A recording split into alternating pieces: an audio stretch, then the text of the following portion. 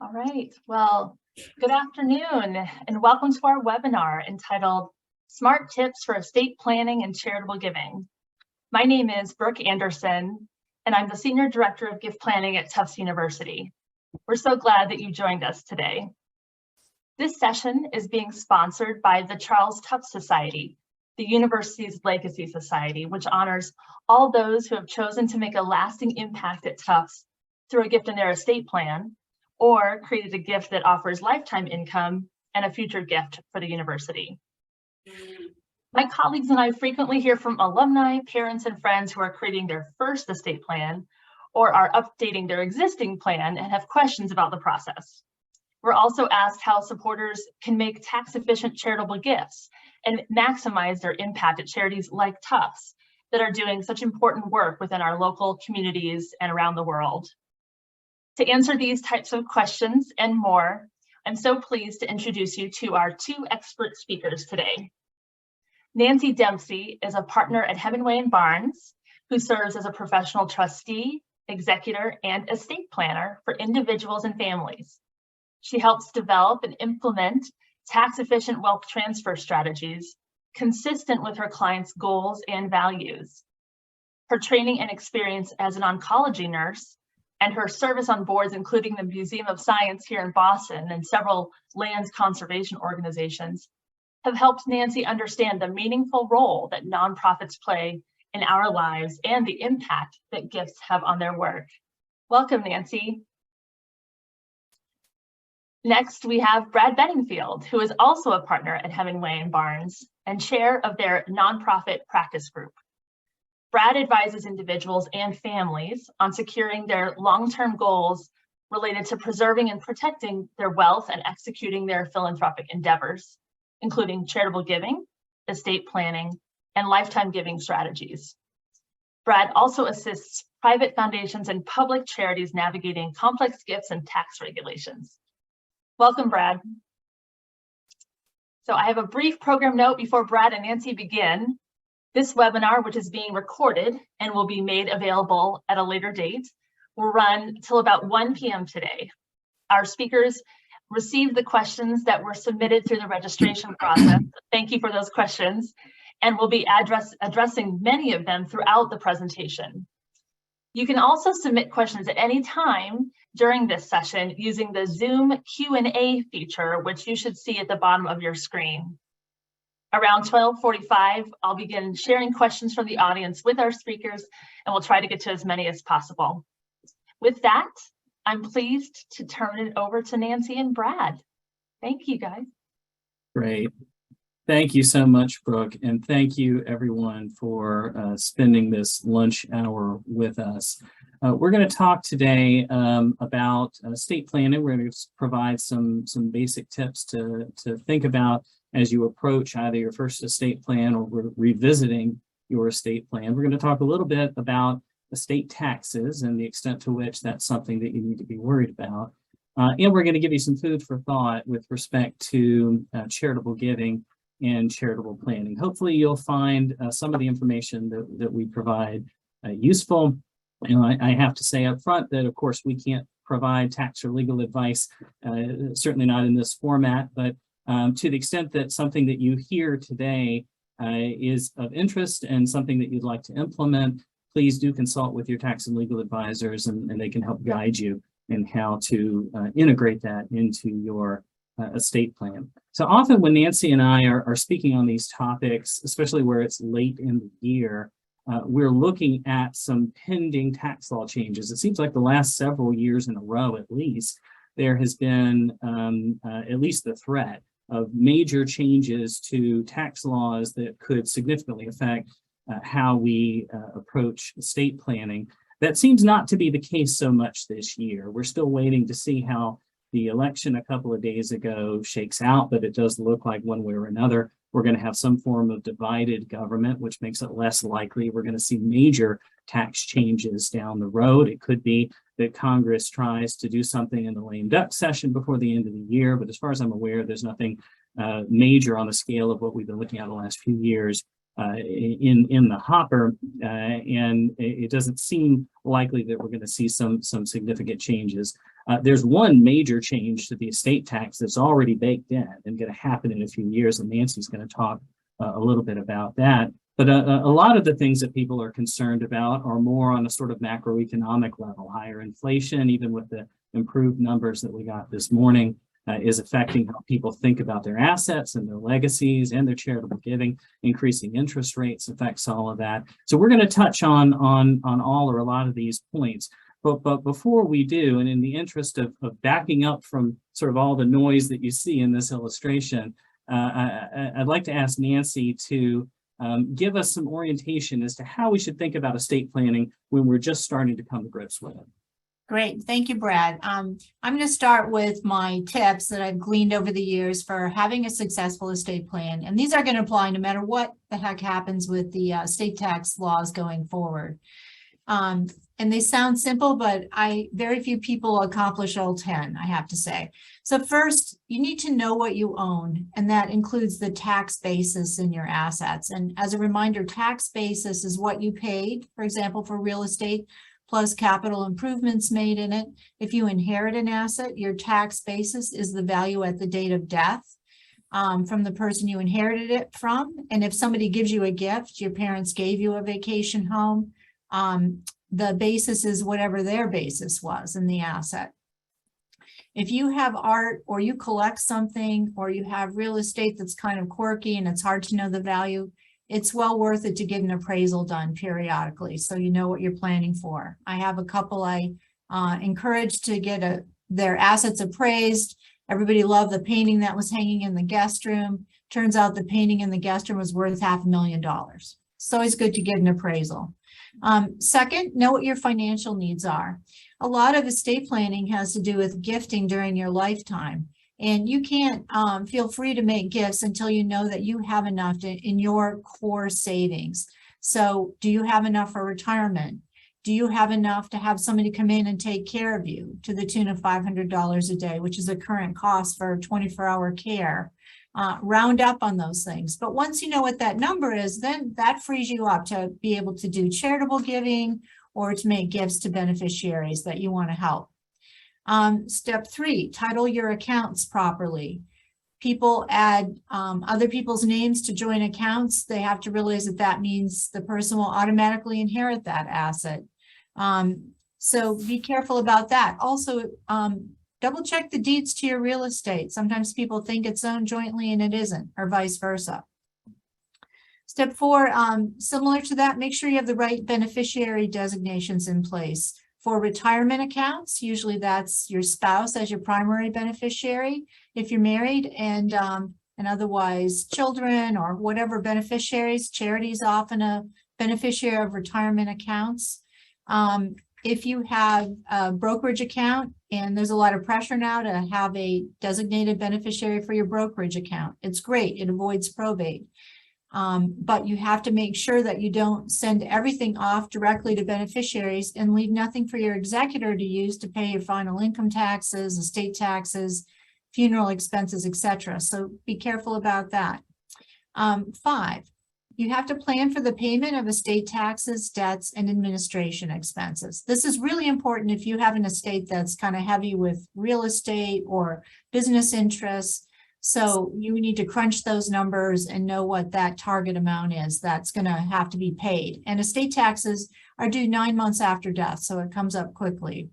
6, don't procrastinate. I have had a couple of clients who put it off for too long, and that's always bad. So get something in place. You can always change it, but don't procrastinate on getting your core documents in place.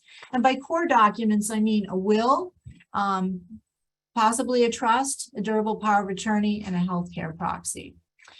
7, spend the time up front to make sure your advisors have a full picture of your assets, your family, and by family, I mean whoever your beneficiaries are, your goals, and any issues. If you give your advisor a full picture of everything, even though you have a difficult situation, there are a lot of things they can do to really help solve for that. So that's time and money well spent to spend the time up front. 8, be realistic about your family's ability to handle things or to get along. So Don't say the kids are going to work it out if you're really concerned about that. There's all kinds of things that can be built into an estate plan to handle that.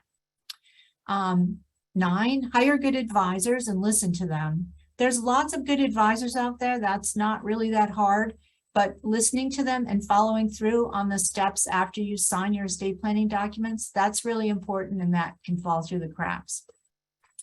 And finally, remember to keep your plan updated. So you don't have to update it every year, but if you've had a major change in life, like a death or a divorce or birth of children or grandchildren, or it's been several years, that's a good time to do an update.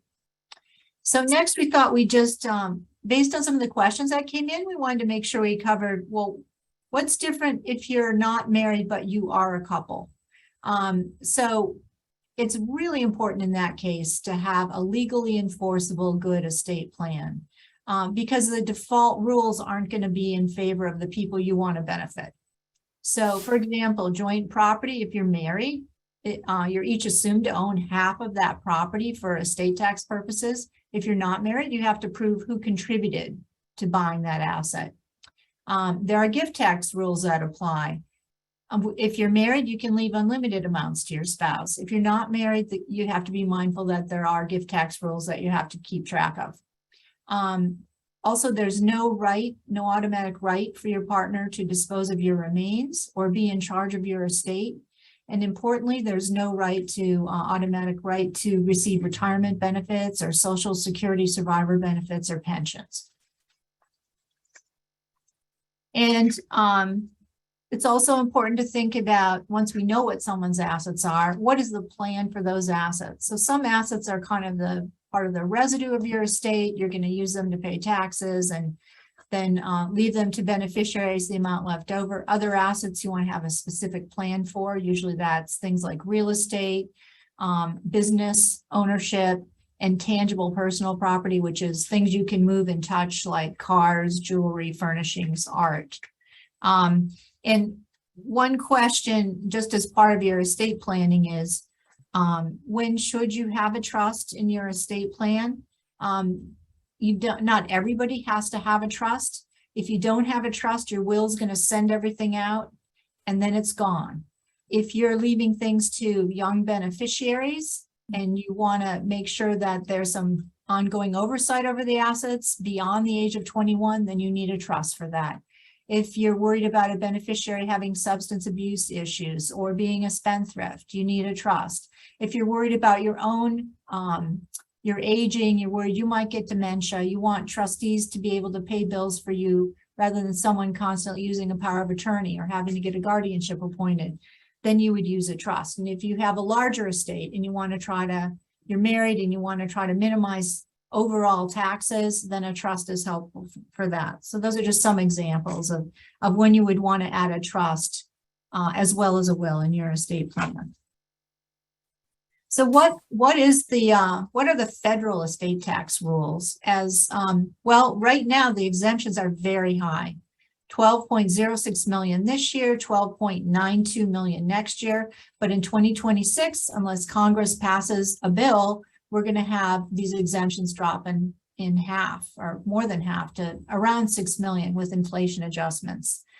Once the tax applies, it's a flat 40% rate. And the federal government also tracks your giftings with the same exemption amounts and the same tax rates. And the other thing to keep in mind is right now you do get a cost basis step up on death. So that's really important. You have very low basis vacation home, but if you die owning it, the basis will go up to date of death value. And then if your children sell it after your death, they would not have to pay capital gains tax, assuming they sell it for close to the date of death value. We also need to take a look at state estate and inheritance taxes. The colored states on this map are the ones that have estate or inheritance tax. So most states don't. Massachusetts, unfortunately, has a measly 1 million exemption. There was legislation introduced to increase that, but it hasn't passed yet. So, and state estate and inheritance tax rates, when they do apply, tend to be lower than federal rate. The Mass rate, for example, runs from 0.8% to 16%.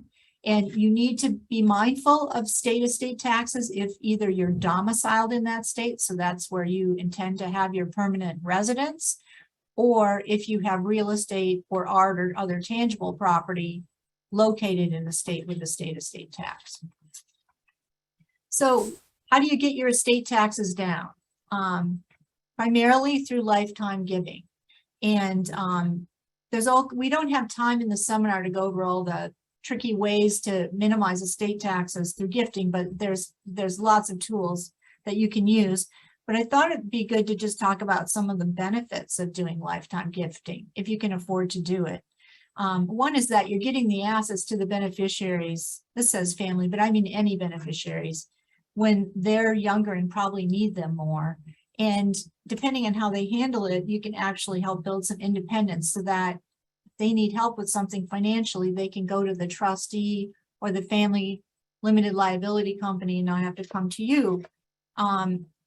It's very powerful from just a tax saving strategy to make a gift sooner rather than later. You get the assets building up outside of your estate rather than inside your estate. It's much better if you do your gifting and it's growing when you're in your 50s than when you're in your 80s. That's very powerful. The gift tax rate is lower than the estate tax rate in that when you pay gift tax, you're only paying it on the assets the beneficiary receives. When you pay estate tax, you add everything up, including all those dollars that fly out the door to pay estate tax. And in Massachusetts and some states that have a state estate tax, we use lifetime gifts, including deathbed gifts, to really avoid mass estate tax. It's totally legit. It's just because there's no mass gift tax and there is a mass estate tax. So what are some no-brainer gift strategies?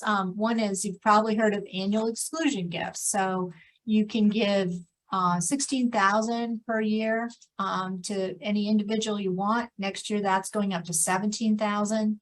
You can front load a 529 plan. That's a college savings plan with up to 5 years of annual exclusion gifts. And you can also directly pay unlimited amounts for medical and tuition bills. And I have a lot of clients who like to do that because they want to pay help. Those are the things they want to help with anyway.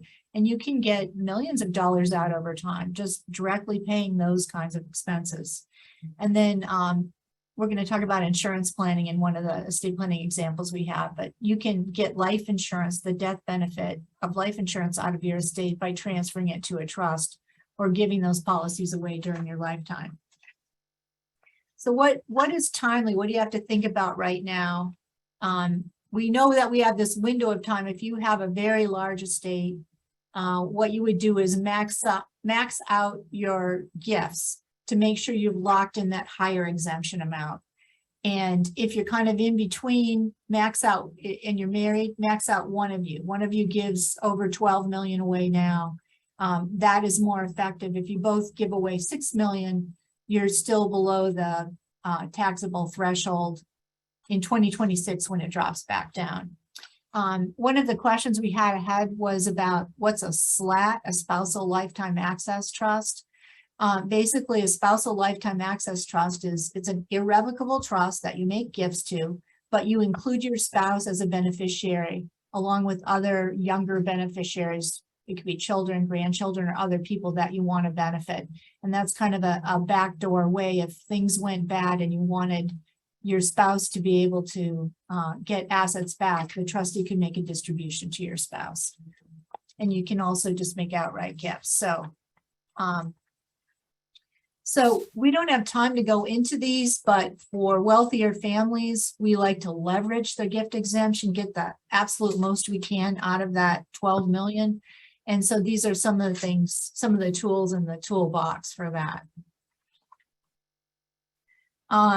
So what are state strategies? We're going to go over some of this in the example, but when you're looking at state estate tax, you can use gifting, as I mentioned, and also you want to run the numbers. If you have a really low basis asset, sometimes it's better to have it subject to state estate tax and get a basis step up than to pay the capital gains taxes you're going to pay if the kids receive it via gift or your Bennies receive that asset via gift and then have to pay a high capital gains tax when they sell it.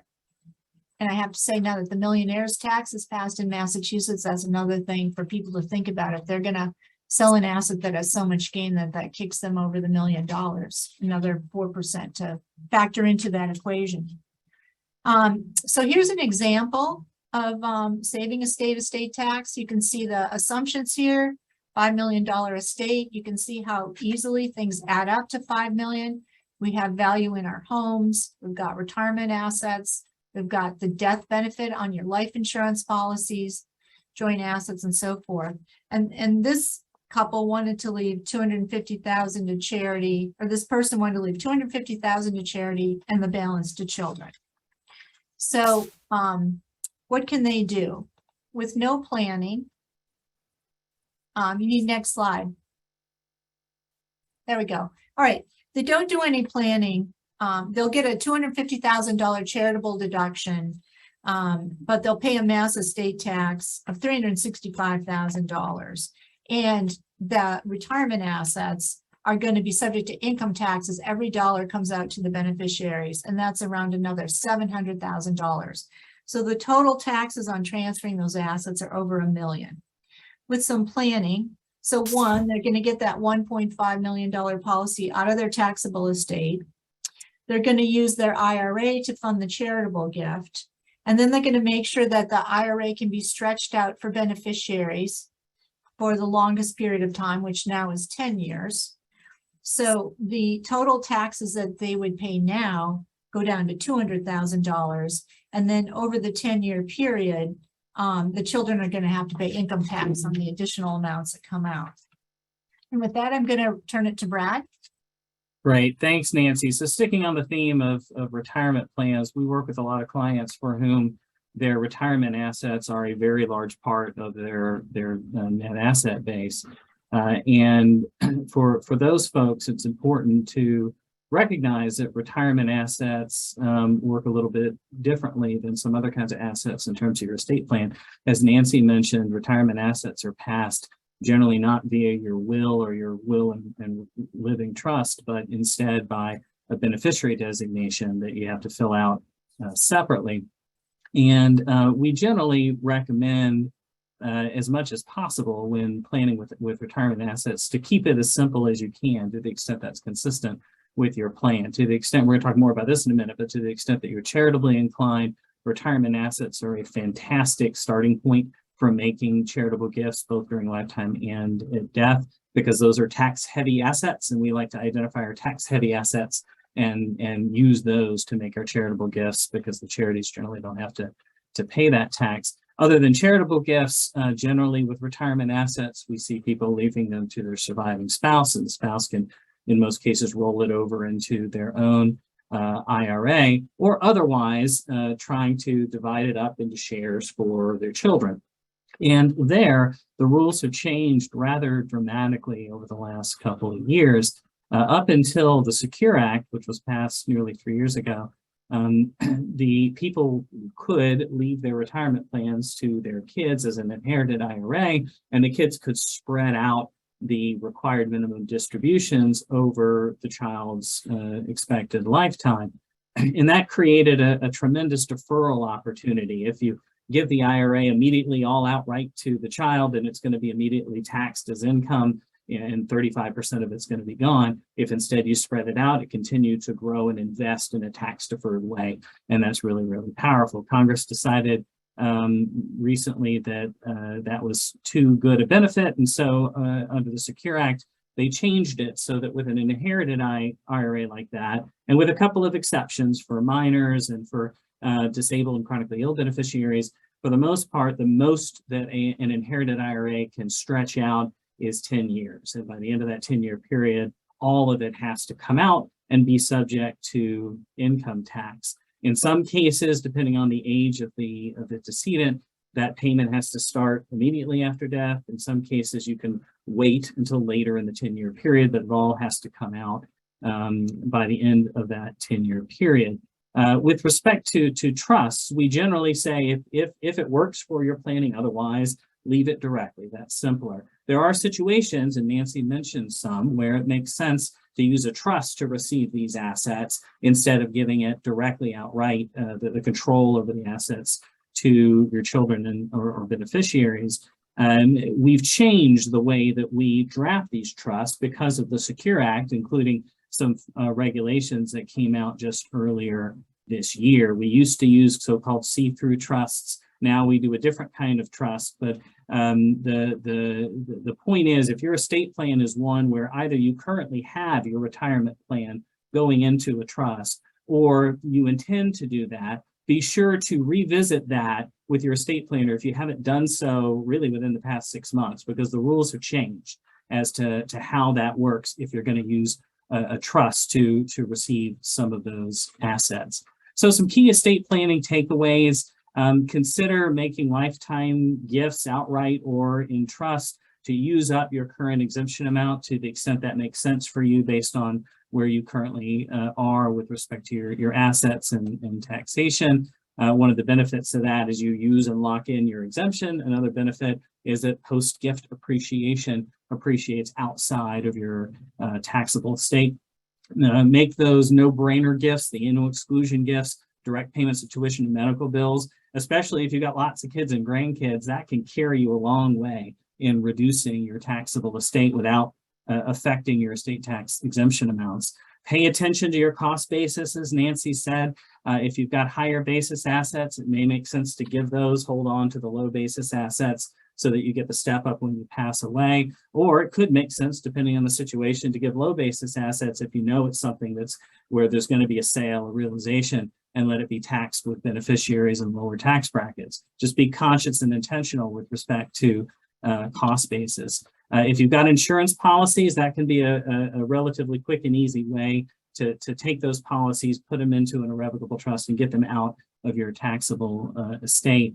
And then as you're doing or revisiting your estate plan and you're looking for some flexibility with respect to gifts to charity, consider disclaimer planning. We don't have time to get into that today, but it's something to mention with your estate planning attorney. If you want that flexibility, maybe I want it to go here, but I want the option for my children to decide how much will go to charity and get the state tax deduction for that.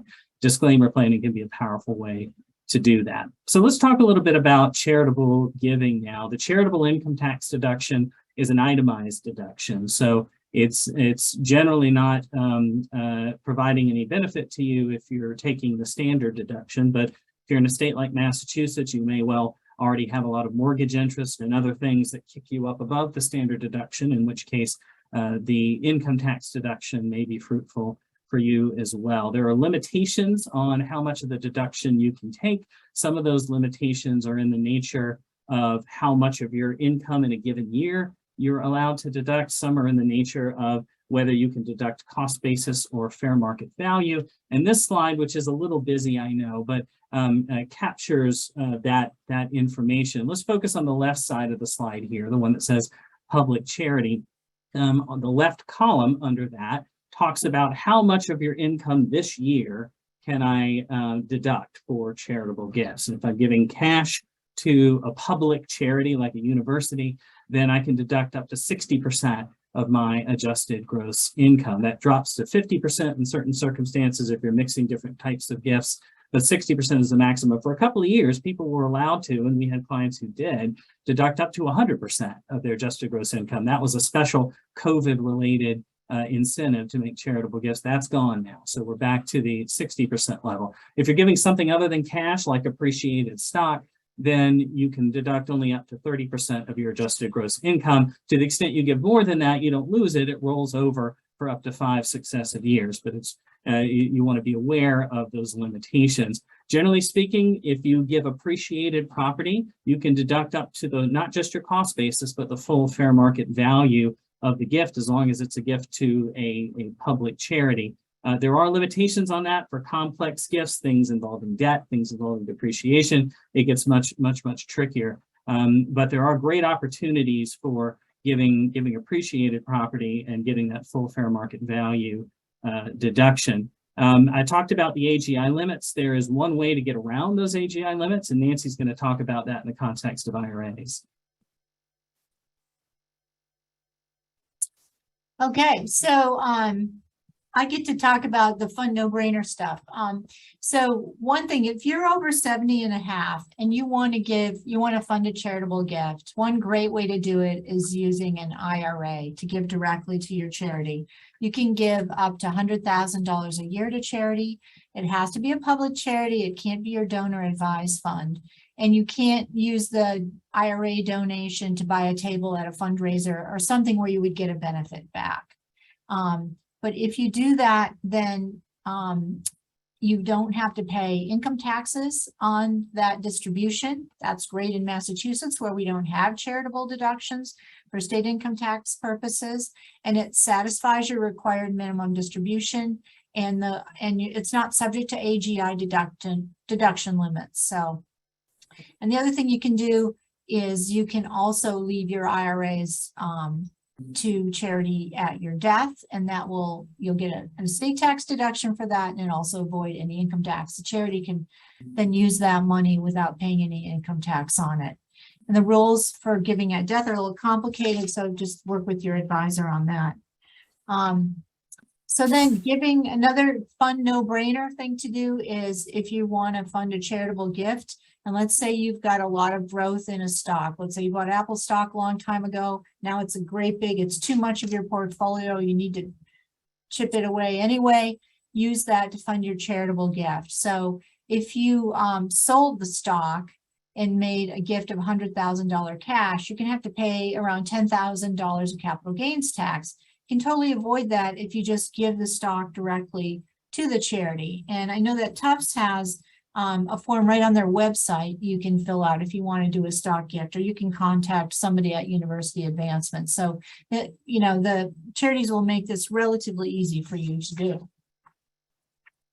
And then we took a look at, what's the best way to fund a gift? I want to fund a scholarship fund, and at Tufts you can fund a scholarship fund right now for $100,000 gift. Should you give cash? Should you give appreciated stock? Or should you do a gift qualified, a QCD from your IRA? And so if you look at the right, total tax avoided, the most tax efficient way to fund the gift is to do the gift of appreciated stock. That avoids $42,500 of potential taxes under this example. And then the second best way is if you're over 70 and a half, you can do the gift from your IRA. So I just thought that was a fun example. And then I'm just going to turn it back to Brad now. Yeah, and I'll just note on the scholarship fund example, this is one particular fact pattern, and it did turn out to be more tax efficient, especially here in Massachusetts, if you make a gift of stock. But under different fact patterns, sometimes the qualified charitable distribution is more tax efficient. For example, if you're butting up against your adjusted gross income limits, you can get around that with the QCD, and that might end up being the best number. So you just want to run these numbers with your particular fact pattern, and it's worth doing because it can surprise. Savings can shift based on what you choose to give. So we've talked about direct outright gifts of cash, gifts of appreciated stock. But what about gifts where I need or want to get something back? Life income gifts or other kinds of what we call bargain sales. So imagine, for example, I've got a piece of real estate. It's a valuable piece of real estate. I would love to give it to charity, but I can't afford to give the entire value of it to charity. It's not practical to divide it in half and give half to charity and keep it. So how about I decide I'm going to sell it to a charity as a bargain sale? That's one thing you can do. I'm going to sell it for, it's worth $1 million. I'm going to sell it for $500,000. So what's my charitable deduction? Well, it's a sale to the extent of $500,000. I realize capital gain to that extent. And then it's a gift to the extent of that excess portion, $500,000.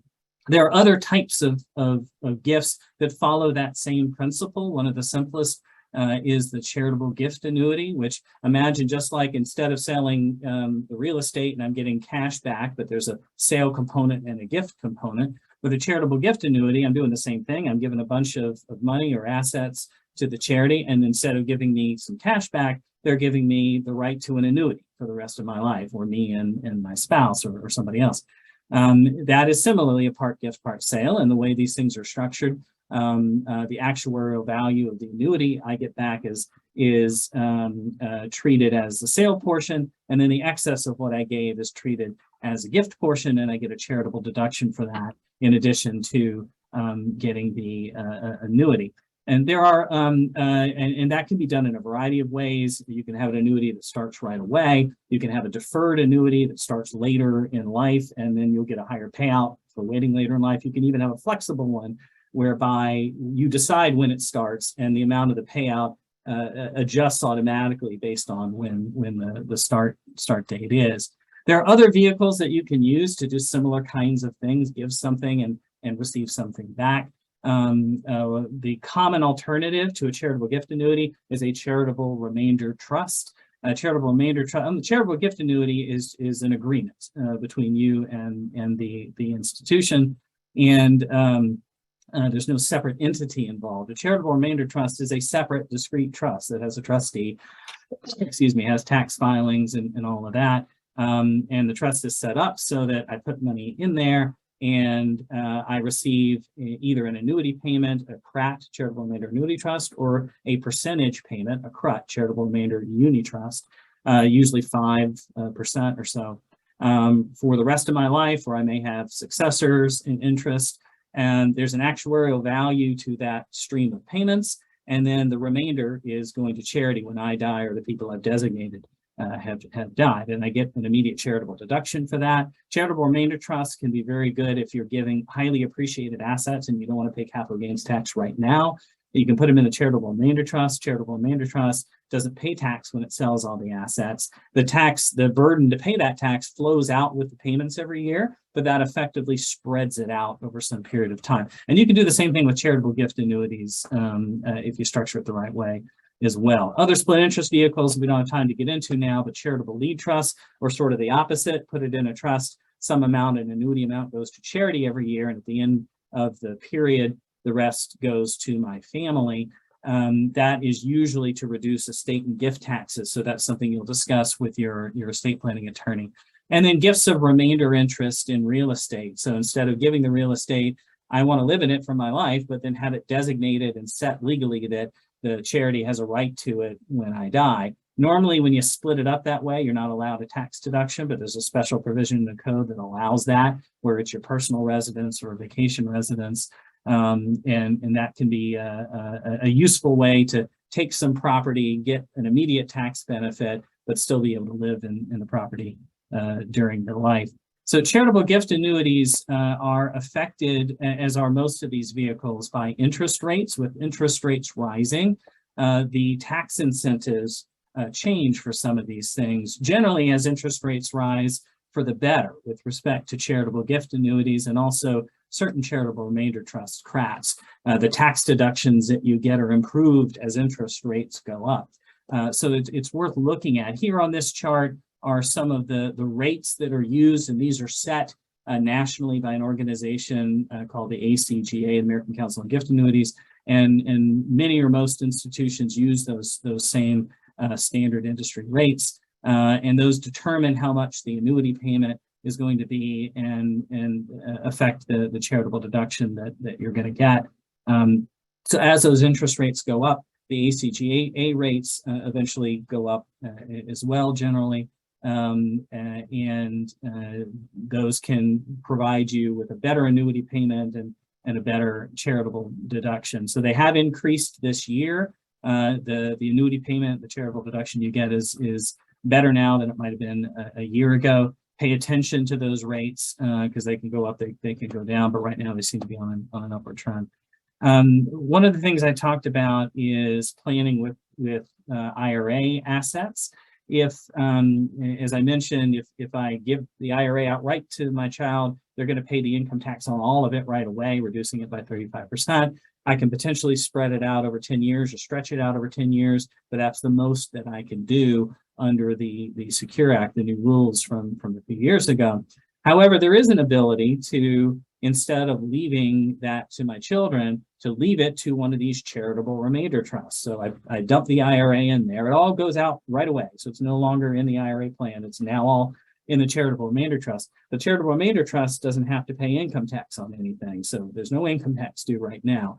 Now, because it's a charitable remainder trust, say my child, if I designate it for my child, will receive either an annuity payment or a percentage payment, depending on how I set it up. And as those payments come out, that income tax burden goes out with it. So if they get a $100,000 payment in year one, that's going to be $100,000 of ordinary income until all that income is paid. But what we've done is spread that income burden out over an extended period of time. And so the assets can sit in the charitable remainder trust invested and growing without being immediately chopped by 35%.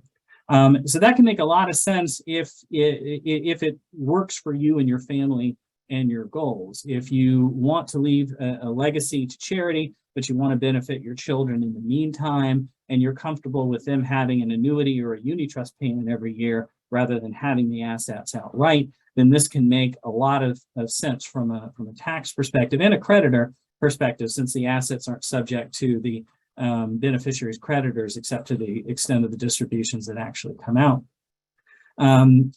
So that can be really, really powerful. One thing to keep in mind is that when the people you designated die, all the rest of the assets go to charity. So it's not a vehicle for sort of multi-generational wealth transfer, but it can be powerful to the extent that you want your kids to get something and then charity to get something at the end of the day. So let's talk about certain special assets. One of the things that Nancy and I like to advise on is identifying assets that you may have that that are valuable and meaningful, but don't necessarily affect your daily cash flow. Lots of people want to give to charity and have an impact, but may not be in a position to make large gifts now because of their current cash flow needs. But sometimes people have real estate that is valuable that you don't necessarily plan to sell, that you don't necessarily need for your daily cash flow. Closely held stock that's sort of sitting there, growing in value. Private equity interests, retirement accounts are a great example. If you find you're in a situation where you might not need some of those retirement assets, that can be a very tax efficient sort of gift. We've worked with a lot of people on gifts of cryptocurrency because that's obviously valuable, but it's often for many people sort of sitting on the side and not part of their daily cash flow.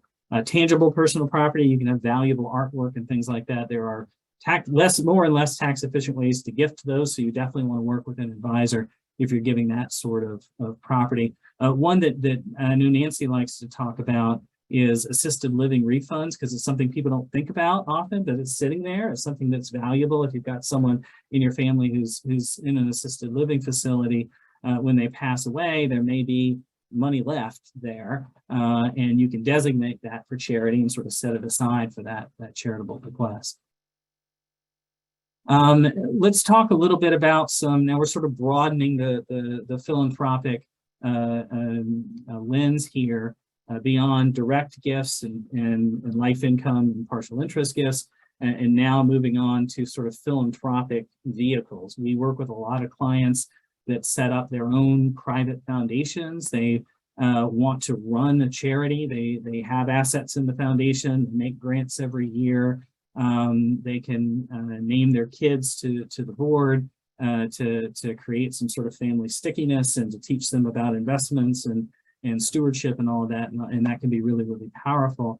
Private foundations come with some operating and compliance risks. The rules are tricky, so you need to make sure you have the right advisors advising you and helping with administrative tasks. But it can be a very rewarding experience for those with the right profile. Many people are more comfortable working with donor advised funds, and to some extent, those have replaced private foundations for certain kinds of families. Donor advised funds can be set up at the large commercial donor advised fund sponsors, and these are public charities affiliated with financial institutions, and the donor advised fund is just a fund in that public charity. So you are an advisor to your donor advised fund. You don't control the assets, you make recommendations, and the financial institution generally follows those recommendations. But because you don't have that actual control, you also have less compliance responsibility with respect to those assets. The donor advised fund sponsor takes over that compliance work. So that can be a really, really useful mechanism for making charitable gifts.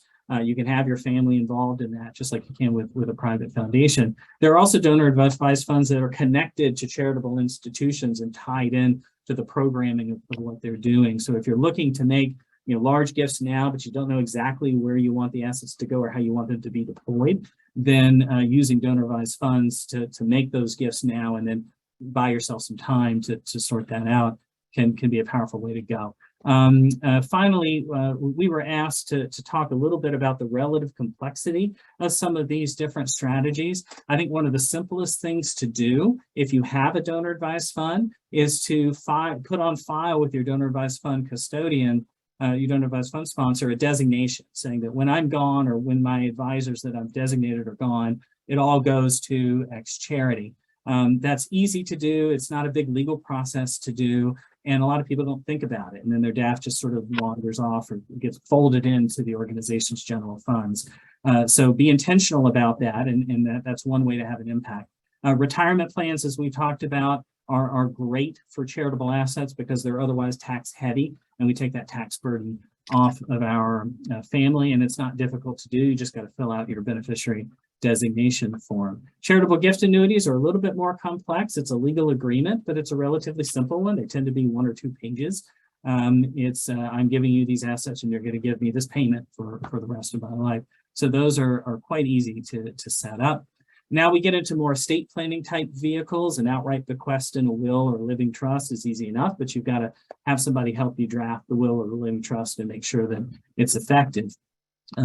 Charitable remainder trusts are a separate legal entity, a trust instrument. It's a highly technical instrument, so you most definitely need to work with someone who's an expert in that area so that you don't mess up the charitable deductions and the tax benefits. But there are lots of folks who work in this space. And then finally, charitable lead trusts, again, are a separate legal entity. Often we see those appended to estate planning documents as a sort of estate tax reduction tool. So final takeaways, use your IRAs to make qualified charitable distributions if you can, just because, again, tax heavy assets are the best for charitable gifts. Similarly with appreciated property, that's another tax heavy asset because otherwise you're paying that capital gain. You get effectively a double benefit, not paying the capital gain and getting a full fair market value income tax deduction. Consider leaving your IRAs to charitable remainder trusts if you want to try to spread out that income, if it otherwise makes sense for you. And then think about what assets you have that may not affect your cash flow needs, but can be immediately impactful for charity. And I think with that, we're going to move to questions and answers. Thanks, Brad and Nancy. This is fantastic. Great information here, and you certainly covered a lot of territory. We have been receiving some great questions. So, Nancy, I'm going to have you start with one here.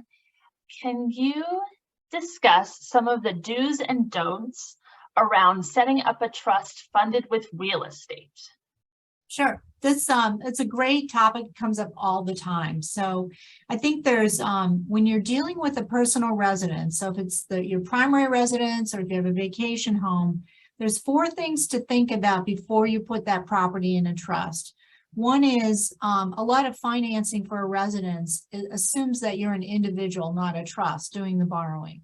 So look at how that's going to impact financing or refinancing.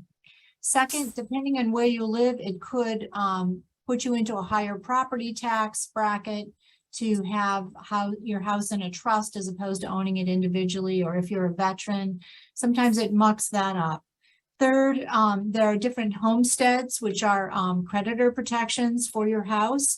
And you have to be careful how you own it. If you're going to own it in a trust, will that mess up your homestead exemption? And finally, make sure that whoever's providing the insurance on your house knows that you're owning it in a trust. You have to have the right named insured on your insurance policy. So let's say, putting all that aside, you're not worried about any of those things. Then there's sort of 3 categories of trusts that we, at least in Massachusetts, see owning real estate. I'm going to start with the revocable trust. So your revocable trust, your living trust, you can amend that prior to your death. I don't really see the only advantage to having your trust, revocable trust, own your personal residence is it wouldn't have to go through probate. but you have to, it doesn't provide, your revocable trust doesn't provide you with creditor protection. It doesn't get the house out of your estate. So that's not necessarily that big of an advantage. And in Massachusetts, for example, there's no probate fee on real estate. So you're not really saving a lot in fees per se by putting it in your revocable trust. The second kind of trust is an irrevocable trust. So that's a trust you can't change. You actually have to give the asset away. So it would be out of your estate. There would be creditor protection, depending on how you set it up. It may not be creditor protected to you, but it definitely would be creditor protected to your beneficiaries. And by creditors, I also mean if somebody's getting a divorce. Not you necessarily, but if your kids are getting a divorce, it wouldn't have to go through probate. Remember that trusts, unless you set it up so that you as the donor are taxed on it, trusts pay a lot higher taxes than individuals, or they're in those top tax brackets much more quickly. So you have to keep that in mind if it's income producing real estate.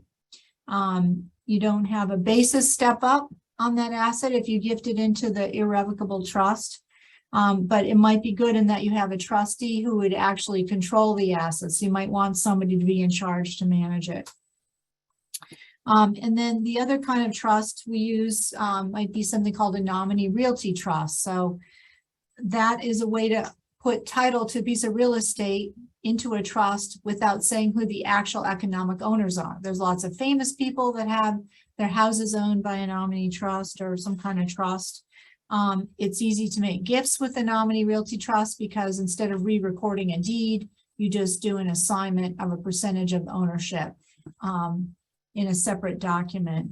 But there's no creditor protection and the assets in your estate. So that's kind of a quick summary of trusts and real estate.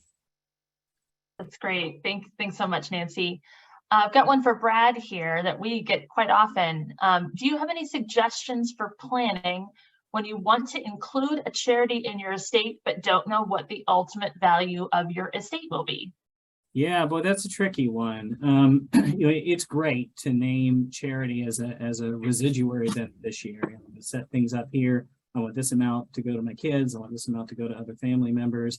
Everything that's left goes to charity. That's wonderful. It could be that there's nothing left. You know, what is left is subject to estate taxes. It's subject to final debts and expenses. So, and it may be that that's the right plan for a particular person, but often people want to set a certain floor as to they want to make sure that they have some benefit and some impact to charity. One way to do that is to identify discrete assets that are going to go to charity rather than relying on the remainder. Again, the IRA and retirement plans are a great example of that. I know I've got these assets over here. Hopefully that'll be enough for my kids. I can take a portion of the IRA, and whatever that is, it's not going to be reduced by other things. That's going to go to charity. So I know I've got this floor impact. Other people will say, you know, I'm going to give X amount to the charity and then everything else to other places, and then give the residue as well to charity, but you've at least set a floor amount. And some people will give during lifetime because they want to have that impact right away, set up a fund or whatever it is, and then allow the residue, if there is one, to increase that to the extent there is, but they know they've already made that impact. They've already got that legacy there. So the answer I have to that is to be intentional, think about particular assets, think about discrete amounts so that you set a floor, and then there may be some benefit at the end to the extent there's a residue. Thanks, Brad. I'm going to stay with Brad for a moment. How do I decide if a charitable gift annuity or a charitable trust is a better fit for me? That's a good question. You know, so as I mentioned, charitable gift annuities are really just a contract between you and the charity. The charity will pay that for the rest of your life, no matter what happens to the assets that you use. Charitable gift annuity. Charitable remainder trust is a separate trust, and it has a trustee and sort of an infrastructure around it. Now, a lot of institutions, like a lot of higher end institutions, make the charitable remainder trust easy. They'll take care of the trusteeship. They'll help your attorney with the documents. They'll have an administrator that will invest it. And so in the right situation, there for you on the donor side, there can be a little difference between a charitable gift annuity and a charitable remainder trust in terms of what you see. You get your payment every year. You get a report every year. So in those situations, then you're really looking at the math. Which one is going to give me a better payout, and which one is going to give me a better charitable deduction? And those fluctuate based on interest rates. So right now, with interest rates going up, sometimes a charitable gift annuity works out better than a charitable remainder trust might. Charitable remainder trust, if you remember, there are two types. There's the uni trust percentage, and there's the annuity trust, which is a hard dollar amount. Charitable remainder annuity trust, nobody was doing until very, very recently, because in low interest rate environments, they give you a terrible income tax deduction. And it's hard to qualify because of some other tax reasons. So it was all charitable remainder uni trusts. And uni trusts are great if you're someone who wants the benefit of the upside, because it's a percentage every year. If the assets grow, I get 5% from that growth. But you also take the risk of a downside if the assets go down. But if you want a hard dollar amount instead, then you should probably be looking at a charitable gift annuity or possibly a charitable remainder annuity trust if the interest rates are high enough. Well, one other thing I'll mention just briefly is with charitable gift annuities, you have the option to do deferred and flexible gift annuities. You can't do that with a charitable remainder trust. So if you want to purchase something now, know you're going to get that annuity, but you're not ready for it yet, then a CGA, charitable gift annuities, is a great place to start. Great. Another question that came in, can a nonprofit be named as a beneficiary of a 529 plan? If so, is this a tax efficient way to make a charitable gift? Not sure which one of you might want to take that one. Nancy, do you know? I don't think you can name so. a charity. You have to, you can, so you can name other family members as beneficiaries if the initial beneficiary of the 529 plan doesn't use up all the funds for college or doesn't draw it all out. But you'd have to take the money out, pay the penalty if you're not using it for education, and then donate it. Which may be well worth doing if you don't have any other extended family members to offer to, but I would first look at other family members in your family penumbra that might be able to use it before doing that. Thanks. This one's for Brad. It's kind of following up on the requirement from the Secure Act. So regarding retirement asset distributions and the 10-year requirement, is it retroactive or does it only apply to deaths after the Secure Act was passed? So there is some grandfathering there. So if you're talking about a plan that's you already have an inherited IRA and you already have a payout schedule, that's not going to get truncated. If you have an IRA and you're still alive, and I set it up many years ago, but I'm still alive, when I die, the new rules are going to apply to that when I die. Great, thank you. And then I think this may be our last question, and it's going to go to Nancy here. I live in one state and want to make a meaningful contribution to a not-for-profit in another state. How do I reduce the taxes? I think the fact that the location of the nonprofit is sort of irrelevant to the donation. You're going to get whatever tax deduction you get, whether the nonprofit was in your state or in another state. If we have 1 minute, Brooke, can I touch on, there's another question that came in about empowering beneficiaries of a trust. Yes, please, definitely. Can answer, you're muted.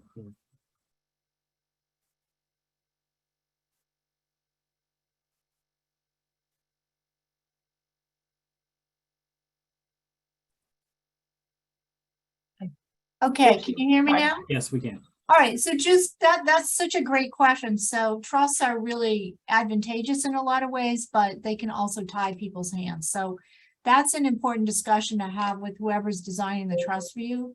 We like to build in a lot of flexibility in trusts. And the way you do that is have a good lineup of trustees who would do what you would do if you were still there in terms of turning the spigot on and off, depending on what the beneficiaries are looking for. You can also give the beneficiaries withdrawal rights. You can give them withdrawal rights at certain ages. You can let them withdraw a certain amount every year. I wouldn't tie the trustees' hands. I think flexibility is key, but you certainly could give the beneficiaries rights. So when they get older, they'll have an increasing amount of control, or maybe the trust terminates altogether. So, and the beneficiary and the trustee can develop a really good working relationship. And the trustee can work with the beneficiary to do budgeting, to do planning. Let's say they want to take money out for a new house, not in a paternalistic negative way, but in a very positive way, help them set things up for success. I just thought that was a great question. So thanks, Nancy. I'm so glad you tackled that one.